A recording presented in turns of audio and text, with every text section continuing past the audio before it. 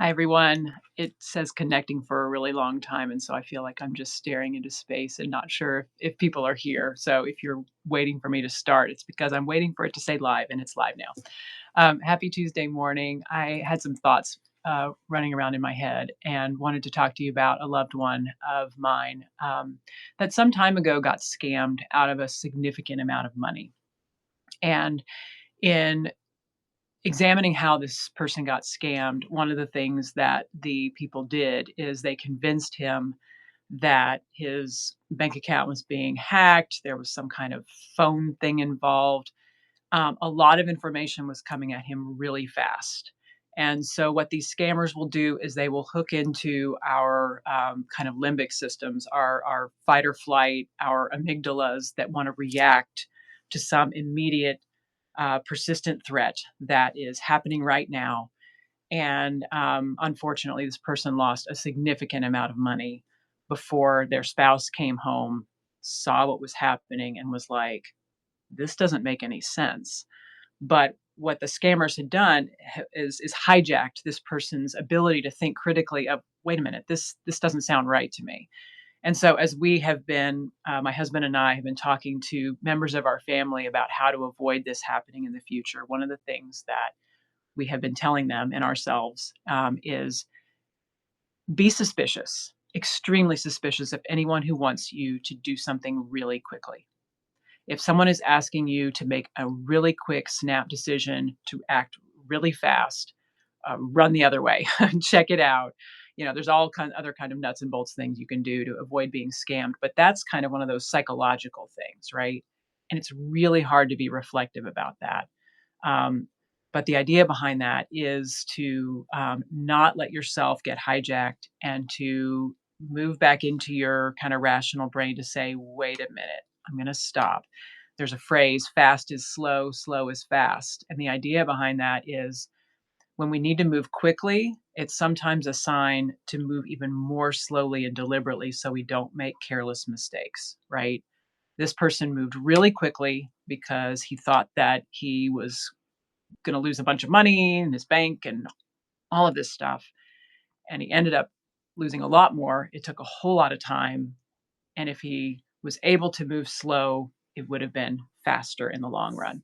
Now, I was thinking about this recently because I was listening last week to an interview with Thomas Zimmer, who is a fellow Substacker. He writes Democracy Americana, and he was talking about, and he has an article about this if you want to check it out, about Russell Vogt, who is going to be the new head of the Office of Management and Budget in the new administration. And he was talking about, I mean, this guy is a true believer in the kind of Project 2025 vision. His view is that, I'm looking at my notes here, the kind of natural order of things is under threat. Christian civilization itself is under threat, whatever Christian civilization is. And so for him, we are in what he calls a post constitutional moment. And that is, if you are in that mindset, means you need to take all kinds of extreme kind of measures to enact your vision for the world. And towards the end of the interview and in the piece, Thomas Zimmer lifts up this quote where Vogt says, "The hour is late and time is of the essence." And my mind went instantly to my loved one that got scammed because the limbic system of his brain just got hooked. My gosh, we are in an emergency. We need to act right now. And it just highlighted for me the way that leaders use the same tactics that an online internet scammer will to get us not to be deliberate, not to be thoughtful, and to feel like this is an emergency, right?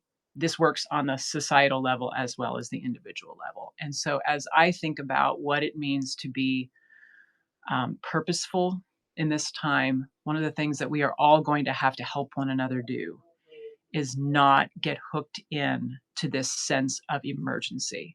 I heard the other day that democracy being referred to as a rheostat, like a dimmer, right? It's not an on off switch. Nothing is ever permanently lost, right? But if we convince ourselves that we're in a state of perpetual emergency, we will make stupid mistakes.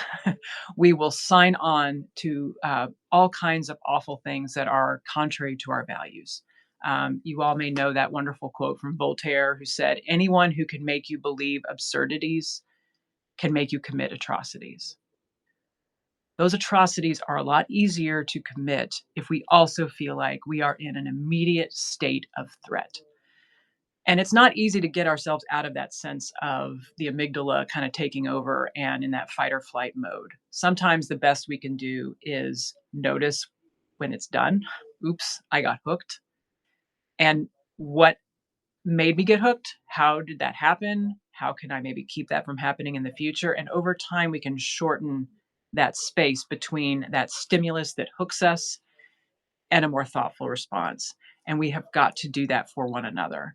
I've been seeing a lot of stuff and people wondering if those who are concerned about some actions that could come in the next administration, people who oppose what the incoming president wants to do, there's a lot of kind of sadness and grief and malaise, and people are kind of checking out and all of this stuff. And I think that's definitely the case. But I also wonder if there's a little bit of, I've said this before, that the resistance is not retreating, it's maturing. And the idea that we don't have to watch every single thing that's going on in the news, we don't have to follow every podcast, we don't have to read every article. We can be more deliberate, we can be more thoughtful. And I think with that fast is slow, slow is fast mindset, I think we will be able to be a lot more effective. So, those are just some thoughts I had for a Tuesday. I hope that is helpful for you. But if nothing else, I want to invite all of us. I try to do this myself. Is when I feel that anxiety rising, the breath getting short, the sense of threat, the flush in the face, all of those bodily symptoms. To try to be curious about it. What's really going on here? Am I really in threat?